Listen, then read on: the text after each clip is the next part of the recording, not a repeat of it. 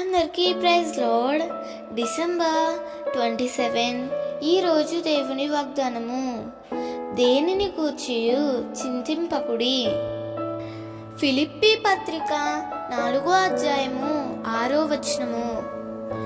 దేవుని వాక్యం నీతో ఇలా సెలవిస్తుంది: ఆకాశ పక్షులను చూటుడి, అవి విత్తవు, కోయవు, కూర్చుకొనవు, అయినను మీ పరలోకపు తండ్రి వాటిని పోషించుచున్నాడు.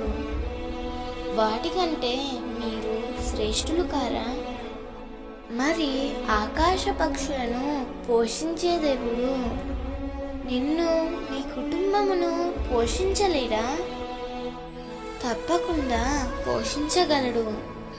ప్రియమిత్రమా, నీవు దేనిని గూర్చి చింతపడవద్దు. నీ అవసరాలన్నీ దేవునికి తెలుసు. తగిన సమయంలో వాటిని ప్రభువు నీకు అనుగ్రహిస్తాడు.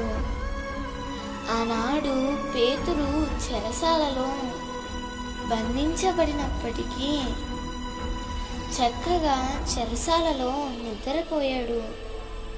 దేవుని దూత వచ్చి చెరసాలలో ఉన్న పేతురును బయటికి తీసుకొని వచ్చింది. ప్రియమిత్రమా, దేనిలో నీవు బంధించబడి ఉన్నావో, దేనిని బట్టి నీవు కృంగిపోతున్నావో, దేనిని బట్టి నీవు చింతపడుతున్నావో, వాటన్నిటి నుండి దేవుడు నిన్ను విడిపించునుగాక. నీ జీవితంలో, నీ కుటుంబంలో గొప్ప కార్యాలు జరుగునుగాక.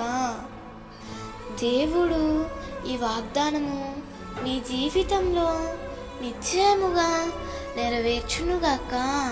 ఆమేన్.